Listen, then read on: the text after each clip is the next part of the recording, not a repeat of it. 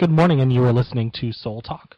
And thank you for listening here on Saturday mornings. We are coming up here in the next few months on our 2-year anniversary coming up here in the end of February. So got some pretty exciting times coming up. And I just am really excited about the subjects we're getting ready to talk about, because I've been on this exploration of the near-death experience since I experienced what I would call a shared death experience back in January of this year, and since then I've been remembering many times where I've had out-of-body experiences. So today we will have Eugene Braxton on the line. He's calling in from Philadelphia.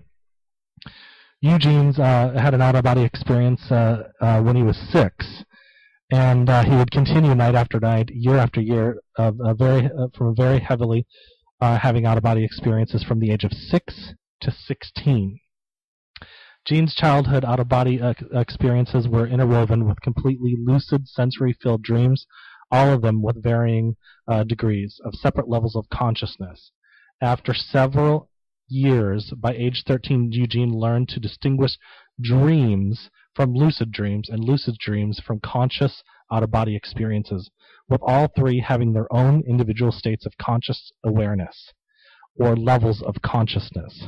Because of the frequency, intensity, and the prolonged duration of these and other anomalous experiences, the teenager was able to observe, experiment, and eventually, after 9 to 10 years, 15-year-old Eugene was able to develop and soon began to exert an unusual degree of control, focused observation, and even a high degree of mastery of these various, at the time, unwanted mystical experiences. At age 15, in the mid-70s, as a mystical graduation of some sorts, Gene then had an extremely clear, detailed, and prolonged near-death experience while swimming in an Ohio lake during a church youth group picnic. The NDE had a profound physical and physiological effect on Gene and magnified his blossoming psychic abilities. During the 70s, 80s, and 90s, he was forced to experience, acknowledge, and accept, experiment, and eventually attain a substantial degree of mastery over his newly acquired enhanced mystical abilities. So in this biography and what we're talking about with Gene, we're going to flash forward to 1997. After reading a newspaper article about NDEs and writing a response letter to the article, Gene was formally invited to participate in a near-death personality study with then authority Dr. Bruce Grayson, editor of the Journal of Near-Death Studies. And within 5 years and 2 more world authorities, this research led to solving the riddle of the near-death experience. So we're going to be introducing Eugene here very shortly, and I am really excited about having him and discussing these beautiful phenomena that are happening to many people around the world, and I hope you enjoy it as much as I will. Thank you, and thank you for listening to Soul Talk. Good morning, and you are listening to Soul Talk, and thank you everybody for listening. And we have Eugene on, Eugene Braxton on from Temple University. I think he said he's looking out over a balcony and seeing the campus, and I'm sure it's beautiful up in the Pennsylvania area. So I'm looking forward to speaking with him about his experience. And welcome to the show, Eugene. How are you? Thank you, Jeremy. I'm good. How are you doing? I'm doing great. I'm looking forward to hearing your story. We've been talking here the past month or so online and getting to know each other, and definitely great energy about you. And so, if you could just maybe talk, I think when we're looking at your bio, your experiences started at a very young age. At the age of 5, I think you had an out-of-body experience, and I think when I was talking to another person a couple days ago, and I got a feeling a lot of people had those experiences, but they just kind of disregarded them. What do you think? How do you? They do. Yeah. So. They do, Jeremy. I know. Go ahead. Go ahead. No, you go ahead. I kind of interrupted you. Oh, you're fine. What I was just saying, I was going to ask you. I know you ended up practicing and developing your skills, but what took you on that journey? What made you think, I could probably practice and make this, easier for myself? Well, I started having mine, like you said, about age 6, and they would happen every night, sometimes 3 times a night, and these were the out of bodies. And so also, Jeremy, they would be mixed in with dreams. Like I'd have an out-of-body, then a dream, and a pretty lucid dream, then an out-of-body after that, like on and on through the sleep cycles at night. I have one after the other after the other. And they were kind of unnerving and frustrating because I had hardly any little control over either one of them. But year after year, week after week, month after month, I learned to observe them, first acknowledge them, know what's happening, observe it, kind of work with it. And eventually I learned how to control it, or at least adapt to it. But after 10 straight years of that, I knew it was going to happen. I could pretty fully control it, and I was used to them, you know. So it happened from like age 6 to 16, some heavy upper-body experiences mixed with dreams and lucid dreams. Mm-hmm. Wow. And then I think you practice and you started understanding the difference between a dream, a lucid dream, and you were able to differentiate between them. I think that's one of the challenges people have. I had so many. I was able to tell the difference between a regular dream, a lucid dream, an out of body, or almost anything related to sleep or dream type experiences, especially the out of body and the dreams. Wow. Mm-hmm. Wow, and so that. Yeah. No, I was just saying, and then it's just interesting. A lot of, I had a lot of experiences when I was younger, but I did the same thing most people did and disregard it. So there was something in you that clicked, that made you say, maybe a spirit or maybe it was your soul saying, nope, you're going to start at an early age. You're going to start at an early age. They probably just kept on happening too. They did. I had I counted them up one year. I had as many as 10,000. About 1,000 a year, about 900 a year. Wow. And what I did was I thought a lot of the out of bodies, and people probably do this too. I thought a lot of the out of bodies were dreams because they're closely similar. Just like if a person has ever had a flying dream, there's like a 50-50 chance or more that that was an out of body. They were partially awakened. A lot of times with dreams and out of bodies, the person loses consciousness and they have a lapse in consciousness. Like a person may have a dream and they're saying they were doing something, talking to someone, then suddenly the scene changes and they're somewhere else. That shows like a lapse of consciousness. And that can happen when we go up and down like those sleep cycles. Every 90 minutes you have a deep sleep, then you come up a little bit lighter. Right. And so I was mistaking some out of bodies. And they're super clear, and you can remember them after you wake up within a dream. I was just thinking out of bodies for dreams. Until the years passed, I learned to distinguish between the dreams and the out of bodies. And usually the out of bodies you remember after you wake up, and as the weeks and months pass, you remember those out of bodies. Right. Interesting. It's wild. It is wild, and I learned it was probably in my,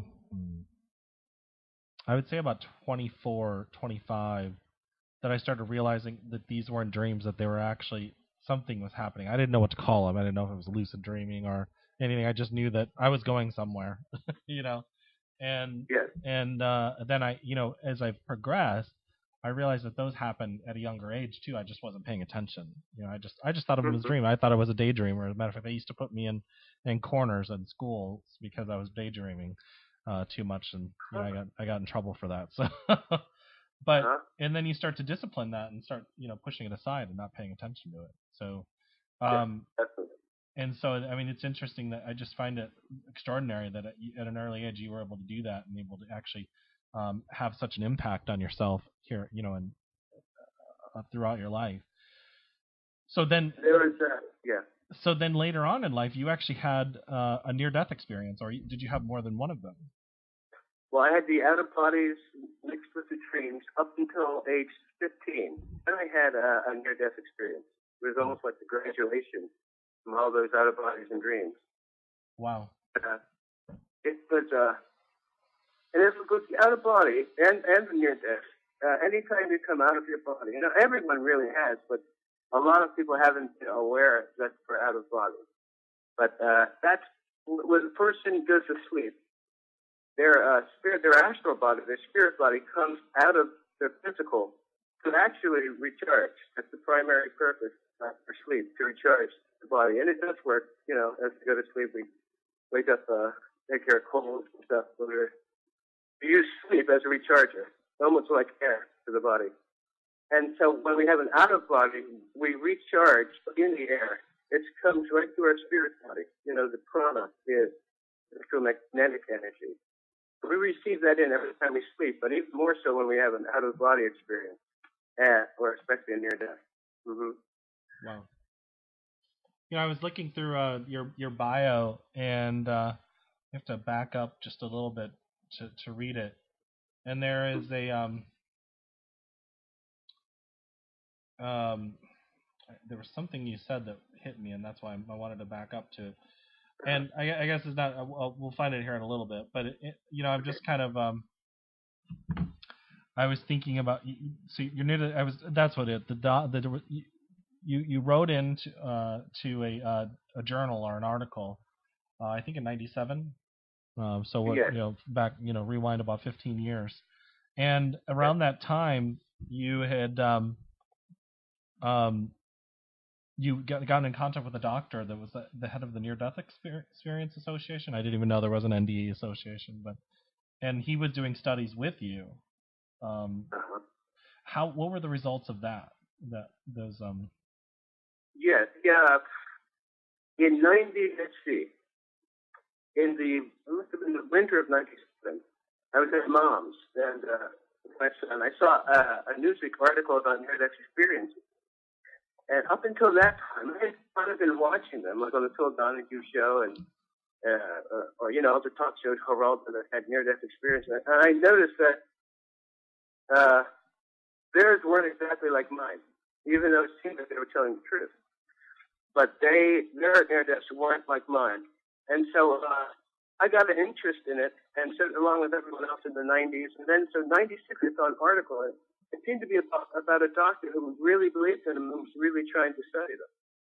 And I read it. He asked the readers to contact them if they had any experience or wanted just any kind of, information or whatever. So I wrote them, and not expecting anything back. And 2 months later, I got a letter back from him, and he was Bruce Grayson, who was kind of like the godfather of near-death research. He is the editor of the Journal of Near-Death Studies. So when I first got the letter, he was asking me to tell him everything about it. They seemed pretty excited. Seemed very excited, in fact. Especially he had heard about the out-of-bodies I had had. And I later found out we're looking for near-death experiences who had out-of-body experiences as a child, or even any kind of paranormal experiences. They wanted someone who was already used to it. That would be the ideal. So I contacted him, and we started research for about 2 years in like a formal way, with forms that I signed and correspondence back and forth through the mail. At one point, it was suggested by another researcher, a high researcher in an equal ranking researcher, that to be careful of intellectual theft. So I gave him like 5% of the information, which really went way over his head. And then kind of was careful from then on. But the researcher who told me that, let's see, how can I say this? Let's put it this way. They had me checked out by Dr. Atwater, who herself is a near-death researcher, and she is also a near-death experiencer. She died 3 times. Right. And she felt that, yes, she definitely checked me out. And she would have been, I kind of switched over to her. He thought he didn't really understand what I was thought was. The research was good, and it's better than anything they had ever seen. Dr. Atwater would be about the second ranking one, was much more better and qualified to understand it. And so I switched over to her in 2000. She's now the world's authority in near-death researcher. She was, and just like you've had some experience, and it's easier to talk to someone who's been through it than someone who's not. Even if it was Dr. Braxton, who does know a lot about it. So he brought me in, but I carried it over to Dr. Atwater, who died 3 times, understood it fully. Yeah. And her book had advanced the near-death research field years ahead of where it was in the early 80s.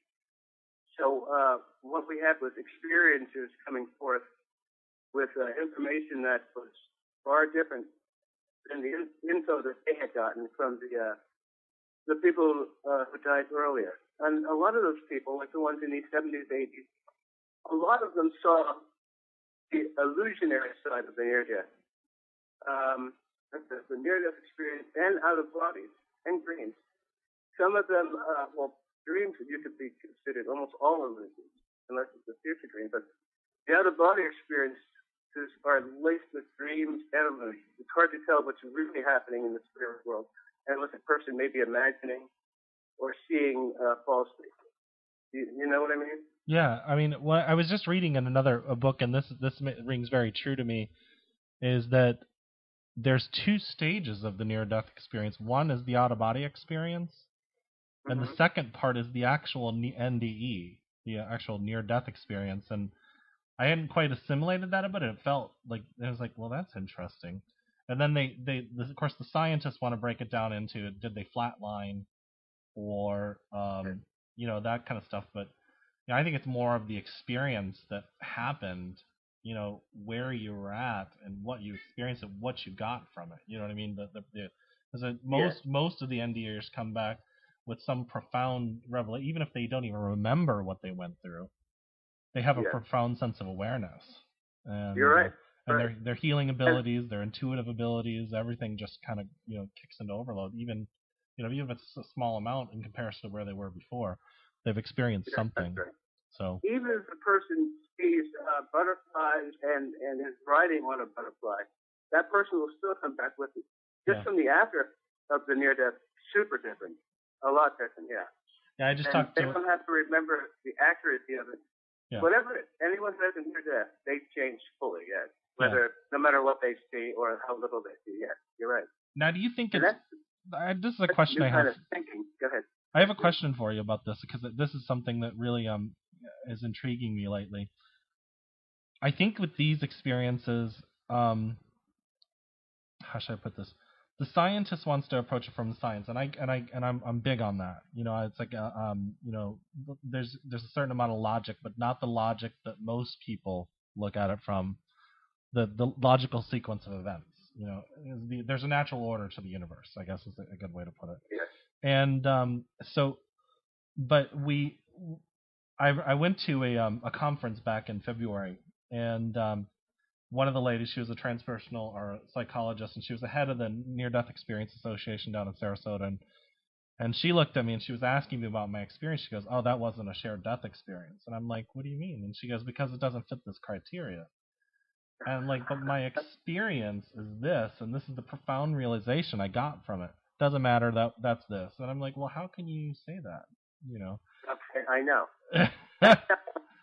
And and she had her PhD at the end of her name, and I'm impressed. Yeah, I mean that's okay. She worked hard for that. But as far as this goes, I didn't feel like she had felt what she needed. Not judging her, I'm just it's just an interesting approach, and looking at the way science. I think the two of them have to come together, really. But I just, you and I were talking the other day about consciousness and the consciousness experience. And I honestly, a part of me thinks that the NDE literally just experienced consciousness at such a great level. However visual they see it, it's cool. But that's, that really is the expansion of their consciousness. And definitely, even a person who's in a coma and sees nothing comes back different, and like you said, has the altered and enhanced faculties, the ESP, all of it. And it's not necessary to go through and see the white lights and all that. Yeah. A person can be in a coma. Like I had a friend Dave Horning, NC State. He had a coma, didn't see anything. but they will still have the after effects. Yeah? You know, there's the lady that you're talking about in Florida, there's no way that she can tell you what happened to you. You know, that's. Yeah. I don't think Dr. Atwater would like the way she worded that either. Well, and that was the thing, is I was at a Dr. Moody conference and listening to him lecture, and he even said, well, his response was, there is no doubt in my mind that your mother and you had an experience together. Yes. You know, and so... Only the individual can really say. You know? Right, and I think that's what he was getting at. I'm not going to take away from you the experience you've had.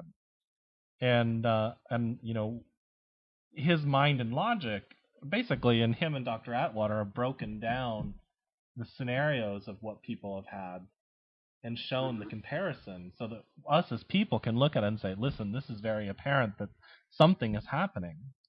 And and people are really having this phenomenon. It's not that there's a lack of oxygen going to the brain, or you know, that there is you know, that they're hallucinating, or you know, whatever, or they took too many drugs when they were younger, or you know, that kind of stuff.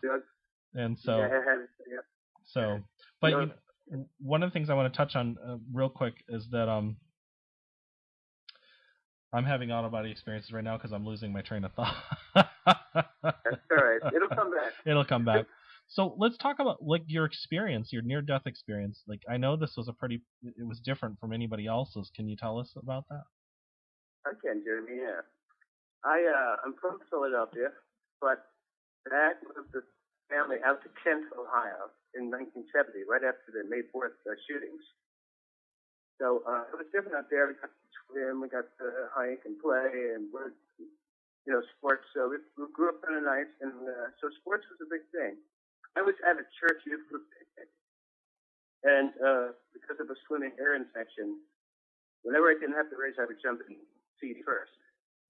And I used to be on the swim team and water polo team. We could swim, and anyone who's lived in Ohio with a foot, you have to be able to swim well. But I was a good swimmer. I jumped in at this picnic off the dock and went straight up, high into there, and came down feet first like a diver. And my foot got stuck in the muck underneath the dock. I must have been about 14 feet deep. Wow. Yeah. And I got stuck up to my knee in the muck and could not get out. And I broke like that shark in Jaws in that cage. I could not get out. I used all my strength and could not get out. Wow. I filled up with water, and just like you see in the movie scenes, I was loaded in limp with my arms spread out and filled up with water. Then, foot still stuck in the muck, I fell down on my stomach and face. And as I fell, sediment from the lake came up slowly and covered me like a blanket of rake soot, rake soot. And that made me shiver. I was still at the point where I could feel. And I was shivering down there, stuck. And had already taken in enough water where I wasn't breathing anymore, but I was still awake and alive. I was waiting for someone to jump down. Notice that I was going, jump down and come and get me. But no one ever did. So, bit by bit, one by one, I felt each organ shutting down. Like little lamps, little candles that were being blown out, hitting me with the river. I could feel each section, especially in the torso, like from the waist up to the neck. I could feel it slowly shutting down.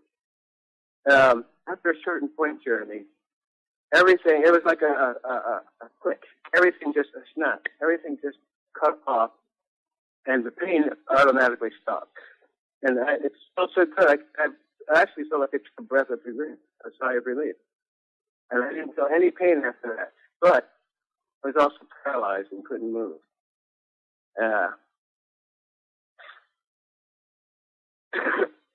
Things started to get slower. The time distorted slower and slower. I could then only get the heartbeat, every 2 seconds. And then it would be every 10 seconds. The heartbeat got longer and longer until finally, like you said, I did flatline. And when I flatlined, it sounded like someone closed a gigantic garage door and everything was out. So I slowly died. It takes a while to die. I slowly died. But I waited and waited. And after that pain stopped, I felt all right. I wasn't scared. I wasn't I wasn't cold anymore. It actually felt good, as they say. Everything went lights out. Then, not too long after that, I have the exact measurement in this book that I'm writing, that's being published. After a certain amount of time, I popped back away.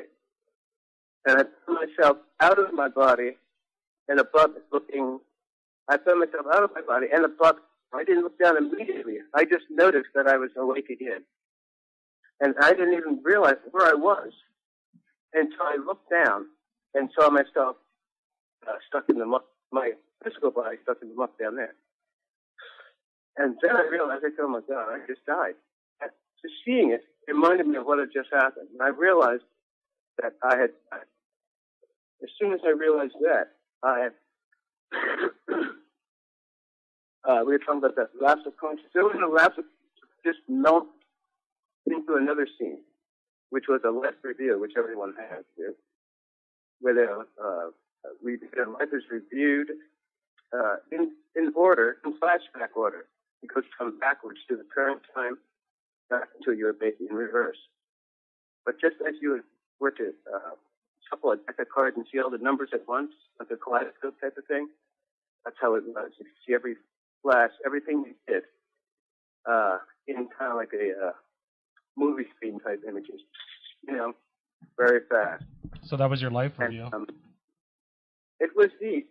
There was, in mine, I had 3 screens, what looked like movie screens, flat screens.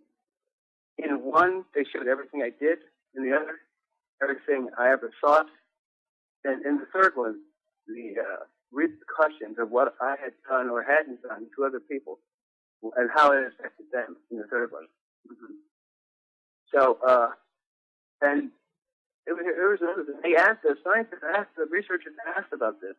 Was there anyone else with you during the life review besides the reviewer who would have been God? And there was another presence, unseen, perhaps in the background, but there was another presence there, almost acting like a lawyer in my behalf. And all this was done without words, but in the mind, like mind-to-mind communication, mental telepathy type of thing. So, and let's see. I want to do everything, but life review. There's another part right after, where after they review your life, it's like it's showing you everything you did, so you can see and remember too, so that when the judgment comes, which was next, there can be no excuse because you were just shown everything you did. So now, when it was time for the judgment, here's a wild thing. During the judgment, I was suspended in midair, about the height of like a street. My arms were outstretched, like someone would be on a cross. It actually showed the complete power that God had over me. Although it was soft and gentle, I was floating.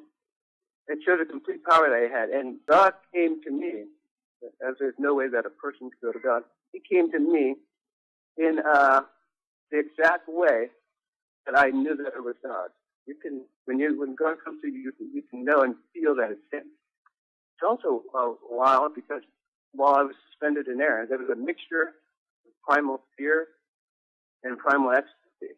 The fear, because you know you're about to possibly die permanently, have that permanent death, but primal ecstasy because you know the one who can get you out of that is coming to you now.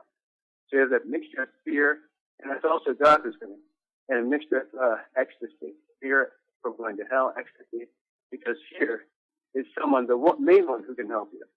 Right. So it's that deep feeling, that judgment, that's like probably the height of the near death. Although some say the white light, or less readers, but the real height is being seen by God, being judged by Him. And there were only 3 questions that He asked to be allowed to get into heaven. Mm-hmm. There was 3 questions you were asked in heaven? Is that? There were 3 questions, yes, that I was asked, and that most near-deathers are asked who make it into life or into the judgment. And they were, what have you done for others? What have you done to improve your own self? And the third and most important one was, this is the one that will, just by answering this one, will get the person to heaven. Have you always believed in me? And so, of course, that answer was yes. And once I said yes, that was it. And I was allowed in. The near death continued on. But those three things right there, the death itself, the resurrection, the out of body, the life review, the judgment, that's about half of what I went through. And there was a second half that goes further into the white lights. The spirit body itself goes through several different changes in the physiology. So this is some newer, there are a lot of things. We have the length of time between death and the consciousness after death. You were able to, at least in mind, get every stage in sequential order. And just like you said, there's an order to everything. To the near death, there's also a prototypical order. Not something that everyone would experience, but something that everyone who is fully conscious during the near death would experience. And there are some people who, a lot of people experience that, but some see other things because they were just not fully conscious. All those other things were happening. It's almost like two dual things were happening. Just like, you understand what I mean? Yeah. Mm-hmm. I was very conscious during mine. I remembered it. 95%, and when I started writing out the research for Dr. Raven, the other 5% spilled over too, from memory. It gets deeper. The judgment, the life review, the resurrection, the dying process itself was deep, and that was the first half of it. Right. Like I said, go ahead, Sarah. That's interesting. I mean, I've heard a lot about near-death experience. Most see a tunnel and a light and an angel, but the only thing I've never seen that detailed, or at least the person that remembered that much detail.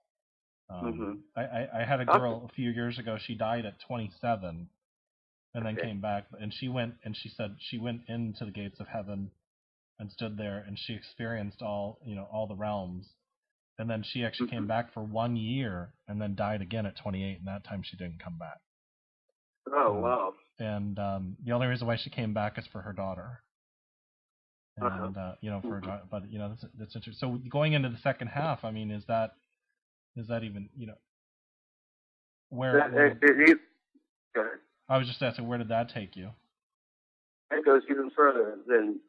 I don't think anything further than judgment, but this goes even beyond the first half. And I want to say something about what you just said about the girl, but this is the first time really I've told anyone outside of the researchers about this in this kind of detail. But we have the judgment, where I suspended in midair. That itself was a trip, and I slowly rose up. And these things are according to, we've checked and researched, and it's well known, these things that happen, especially with the resurrection and the death, exactly match the three main religions, Hebrew, Muslim, and Christian, what they say about their afterlife and resurrection processes. So that was good to see and wild too. But after the judgment, I was floating when God came to me, asked me the three questions. I was vibrating with that primal fear and a mixture of primal ecstasy. And the closer God got, the higher the happiness, the happier. There were ecstatic ecstasy feelings got of love. And like you hear that it's all love. It's like a wave of love. The love feeling is deep. And we do know that any deep feeling can also be, and sometimes be an illusion. And I looked into that too, deeply, later, as the years went past, and I kind of reviewed it and went over it in my mind.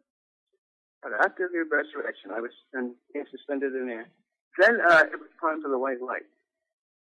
Now, white light, and like as Dr. Adler says, there's a difference between the white light and the white light, single and plural.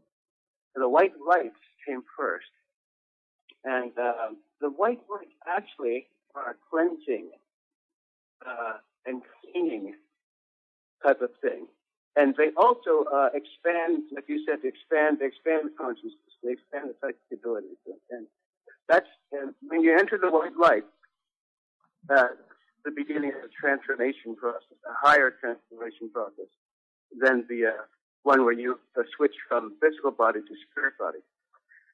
Yeah, as you go into the white light, the spirit body transforms into an even finer body, where it's actually sparkling, like the fizz of the 7-Up, or ginger ale, how it sparkles like that, it gleams and sizzles. Right. That's how that's another stage that the spirit body goes through, the higher it goes up in that after-death experience.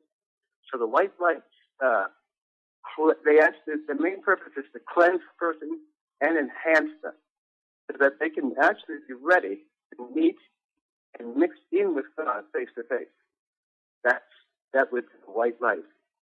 Through the white light, they'll be showered, clean you off in preparation to meet and merge in with God.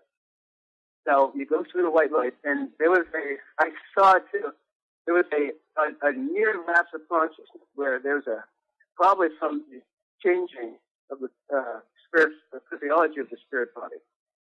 And as you go from one level, say the judgment, floating in there, up into the white light, and you begin to disintegrate. You literally disintegrate. Like in that Pocahontas video, the colors of the wind, which kind of mixes into the wind. Right. You disintegrate like that, but you're still semi-solid. White light changes you, it cleans you, enhances you, and prepares you, almost like in an angelic way, to go up higher and meet God face to face. And that's when you go into the white light, but meet and mix and merge in with the white light.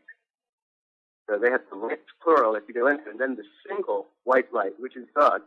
That's the one who comes through the shower of white light, cleaned off, and meet with the main light, God.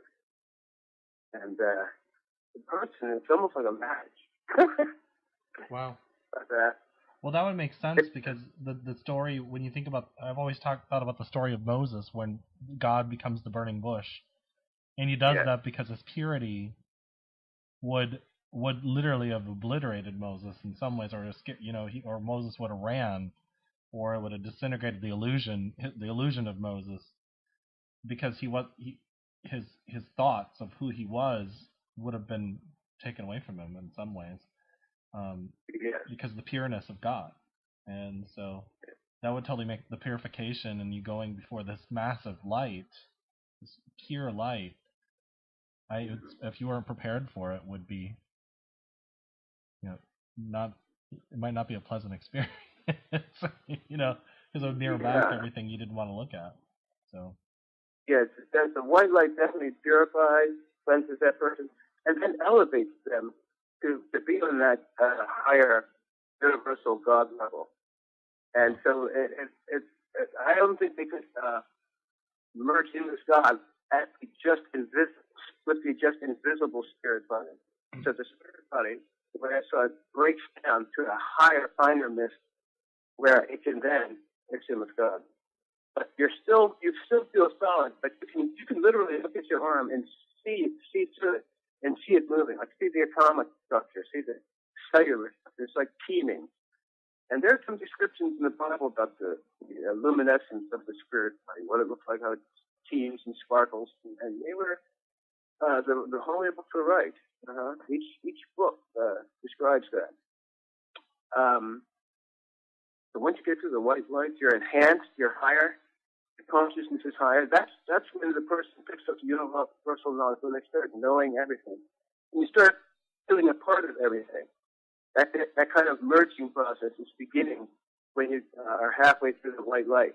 And as you go through it, you're transforming to a more finer, invisible spirit body. And that's when you start feeling one with the trees, one with the universe. And in fact, the world itself has there's like a heartbeat that the world has, and it's in the same tune as the person's own heartbeat. Everything's in sync. It's a fantastic thing to experience. Wow, I bet. I mean, that's better than anything we have going on this planet. That's for sure. Or in this existence. And when I had it, I had it in 75,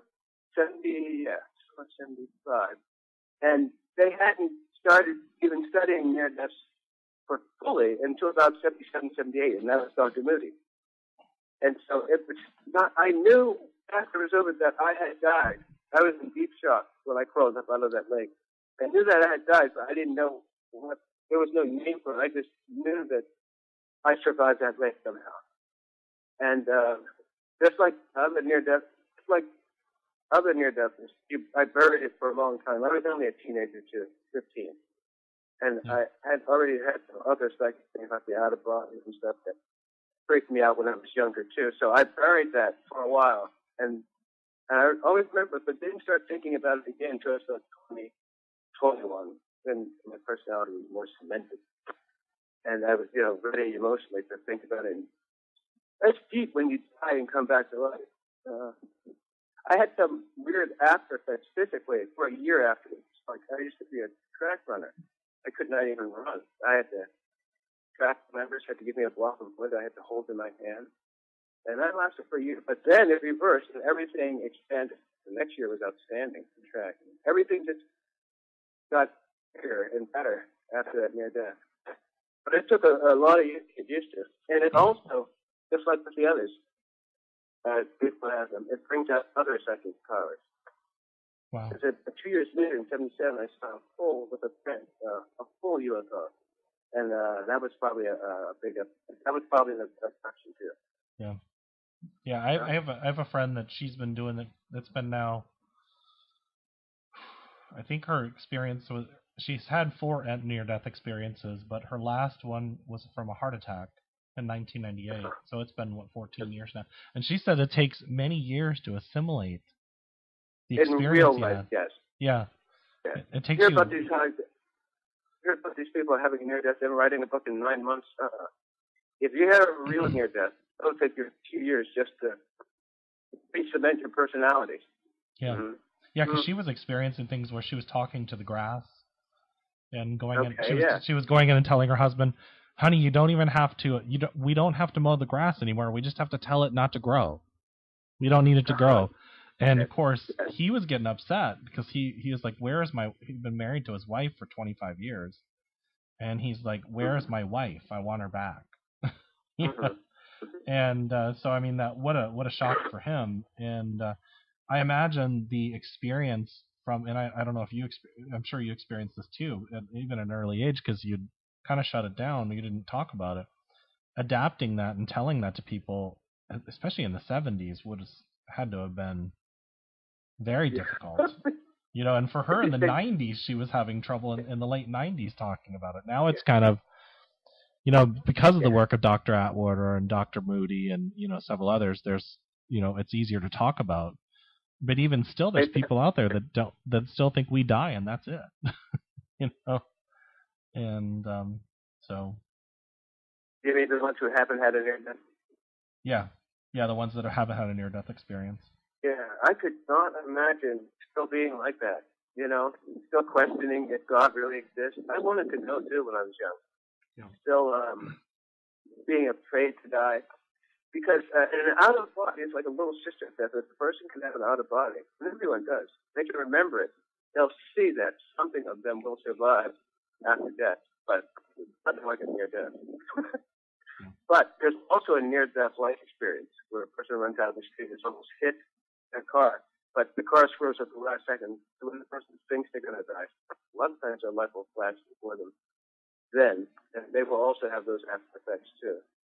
But like you said, it's easier to talk about now, so maybe that's why some people recover faster. But back then, if you were to mention near-death and UFO, they might take you into one in the 70s. I don't know. I mean, the girl that I was telling you about that died at 27 and then came back at 28, that whole year she was alive because of the tremendous amount of love she felt in her near-death experience.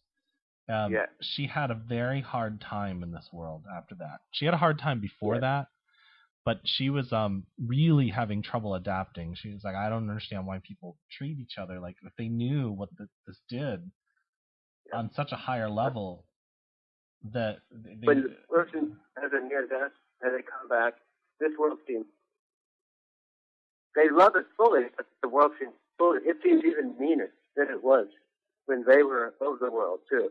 Right. And it kind of changes where the near deathers are nicer, they're happier. I guess they got a reason to be, but they're just changed in that way. And things like hating and hurting and meanness and not acknowledging someone, they don't do those things anymore. And they've had bullies who've had near death and switched and became kind and loving. It just changes you for the better after, like you said, after you that initial period of shock wears off. Yeah. But when someone has a near death and then a month later they write a book, it does. A real near death, you'll be a little shaken up for a couple of years at least after it. Yeah. Yeah. But well, now even what I experienced. Depends on what exactly actually happened. Takes time. Yeah. The experience I had, I see things differently now.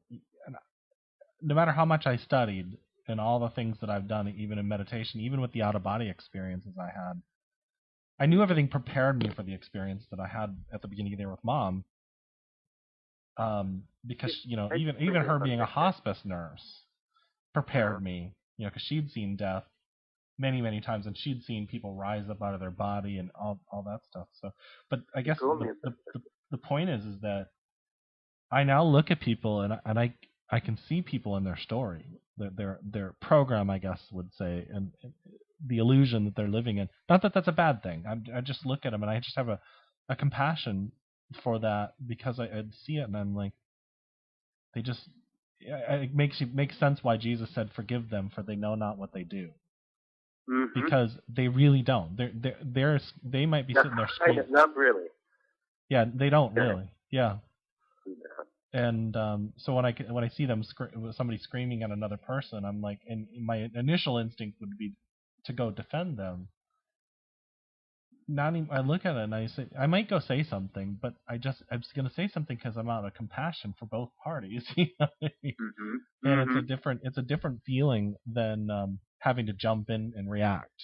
And so I think there's a flow that I feel with the universe. There's a flow that happens when people come into our lives and leave, and Mm-hmm. And I can tell just. Go ahead. I can tell just from listening to you, Jeremy, that you had one, and you can tell. You can always recognize your own kind. I can tell because of the way you act, the way you talk, and the way you respond and stuff. And you can tell the other ones who've had it too, and especially by what you just said, how you felt and how you felt you wanted to interact and get in that. And the near deathers, they're so empathic that they feel what the other people are feeling, and they're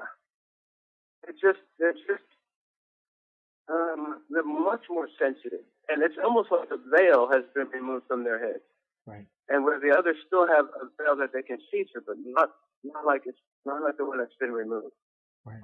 And the near-death experiences just can't deal with anything that isn't right like that, and they feel it more. Sometimes, just like an AM station, sometimes they are too tuned in to all these vibrations. Right. But they're a lot more sensitive. Yeah, just like you might have felt exactly what the little kids. So they feel so much, and I can tell from the way you talk that you had a good one, a big one. Yeah, it was quite the experience. And I don't know if there's some of the things I can't even describe with words. And at first, when it first happened, I remember trying to tell somebody that it even has experienced, and she just says, you don't have to tell me it in words. I feel it. That's all we need to know. Okay. And because I tried to explain it to her when it first happened, after Mom had passed, and I came out and I was like, I can't assimilate feeling, and she goes, you will be able to, but you don't have to, because she's been there. She'd felt, she had experienced it well in her life. So it's an interesting way. Exactly what you're saying. You can feel where people are at, and you can feel that they've experienced it, and you understand it. So. And just what you were saying about the girl who was talking to you at grass, she probably, and PMH what is called amnesia, where you have this merging ability so much. You're merged in with nature, with people's hurts and pains, as well as their likes and dislikes, and you just feel it more.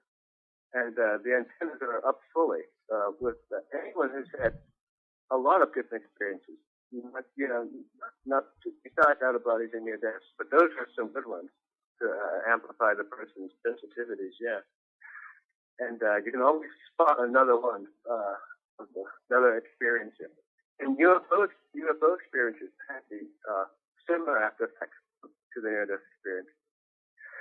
It seems like any a spiritual experience, especially any positive one, heightens the person. And they're studying that. Yeah. Interesting. So, going on, I mean, where did this take you? I mean, this happened when you were in 1975, so you'd have been, what, 15, 16 years old, something like that? Yeah.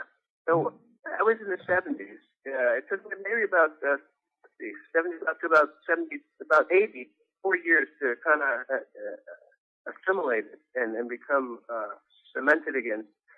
So in the 80s, then the psychic abilities came on, like an after effect, a gift of the near-death experience. They came on immediately, but in the 80s we started acknowledging them and then started really working with them to try and develop them. And eventually that led to, after 10 years or so, to being able to control them, like controlling dreams. I tried a lot of things. I tried telekinesis, moving pencils and stuff like that. Reading people's minds. They were more out of bodies. I became more interested in learning. I would go through books, like you see the people in the movies after they have an experience and you're reading books. And they're reading them super fast, but the American person is just devouring them too. Not a page a second like they do. But I've heard of some who've done it like that. But you start to have a thirst for knowledge, and especially higher knowledge, higher spiritual knowledge. And so in the 80s, in my 20s, I started developing and working with the psychic powers. And as well as watching all the other near-death experiences, what their stories were, and starting to read about the near-death research itself. Like with Dr. Rings heading towards Omega, he had a book out, and he was on Oprah. And he's one of the players in the near-death games, Dr. Kenneth Ring. But it was Grayson, Atwater, and Moody started it. Then Grayson, kind of like I call him the Baron Frankenstein of the near-death click. And Dr. Atwater is the star. He took them way ahead, because she had been through it and could translate it. Took what they had and advanced it till now. And it was her that wanted me to write down what happened to me and come out with it. And she almost amended it. Oh, wow. She's been a real good friend. Yeah, I talked to her back in July. She was very... I saw that. I'm going to have to see that again today. Yeah, I saw that. Well, and then the synchronicity that you came into my life, and I was like, wow. And then you mentioned Dr. Atwater the other day, and I didn't know if you came in through that interview or if you just had found the website for the show, or but nothing happens everything happens for a reason. So there's no. It does. So. It does, yeah, and you seem really cool. I did some interviews in 99 to about 04 or 02, about 5 years of them. But you've been uncomfortable. I knew it'd be fun to do it because you had some experiences, and you're interested in them, right. And you were into the other ones were radio personalities who weren't into the research like you are. So it's a pleasure to be talking to you, someone who's had it, who's interested in it, and knows the things, Yeah, I feel like I'm in the beginning stages of the research because it's just some incredible, things that I'm experiencing. And so one of the things that you and I were talking about the other day is I was like, I feel like there is these personalities within us. And it's the best way I can describe it, like voices that are going off, which I've been working with that for a while when I coach people and work on healing with them. And I get them to talk to those voices and calm them, to get them into stillness through meditation and everything. But then I've been experiencing this sensation of I had an experience where I actually had a voice come up into my head and say, "Listen to me," and it screamed like almost this authoritative, kingly voice. And the visual of that came up inside of me was a being with dark curly hair and a gold crown around its head. So I was like, you were awake. Were you awake? I was awake. It wasn't a near-death experience. I was actually I was doing what I call an open-eyed meditation, because I do a lot of open-eyed meditations. That is a vision, yeah. And but go ahead. So I was the only thing I could attribute it to was an Olympian. That's the only thing I could come up with. So that took me on a fact-finding thing online to find that there was 12 main Olympian gods. Well, then that took me on this path of realizing, oh, wait, there's 12 zodiac signs, and there's 12 young archetypes. There's 12 this, and 12, 12 tribes of Israel, 12 disciples. And then I was like, well, wait a second. 13th in the 12 disciples. 12 months in a year. Yeah, 12 months in the year. There's the 13th in the disciples would have been Jesus, and that would have been the perfected man, the one that actually had the near-death experience, or the heavenly experience, the anointed one. And I was like, wait a second. I said, what? And I'm thinking, there's personality traits to all of these disciples and all of these Olympians. What if the ancients were experiencing these archetypes in themselves while they were having near-death experiences, or out-of-body experiences, or psychic experiences, and they were learning how to perfect themselves to go into oneness and connection with all of God. And I don't know where it's taking me, but that's just where I'm at right now. That sounds just like the exact kind of bendable thinking that's needed now. And those guys back then, they were a lot deeper than people are now. Yeah. Thinkers of the old were a lot deeper than what we have now. They have some good ones now, but those ones back then. So maybe they were doing that. You never know, Jeremy.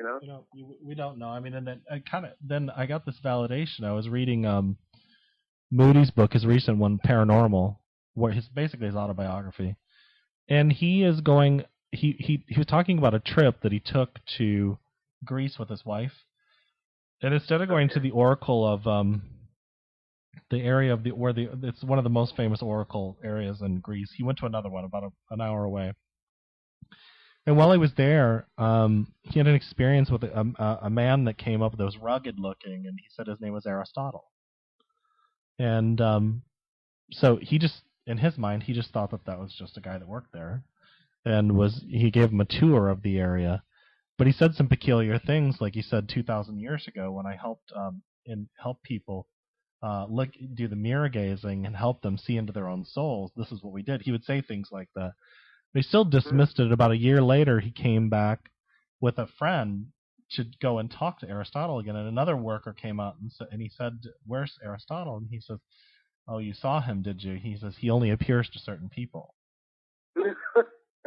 And I'm like, and so Moody being the consummate logic, his philosophy background is, he's like, he's not quite. I don't know if he's quite ready to express that he really experienced, or where he's at with it. But I was like, wow, did he really run across the ancient philosopher, the spirit, or the essence?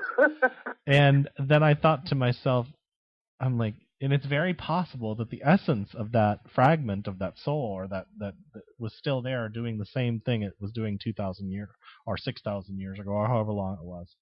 Mm-hmm. And I'm like, this is pretty profound stuff, because in reality, then time and space, we already know, means really not a lot. But then he was walking in another realm in his own psyche, because we're all interconnected in consciousness. And so, and anyways, it's just, teetering. It just, I'm on this investigation, which is one of the reasons why I'm talking to, people that have experienced like yourself, and I think that we could probably put the puzzle pieces together by interviewing the people that have had different experiences. So that's right. So that's interesting what you're saying about the interconnectedness, and because it only takes. I think it takes less than we might think to cross some of the barriers, and I think that we could do them a lot physically here on Earth, like what you're saying. Yeah. And there's a lot in this realm of study that it's really just beginning.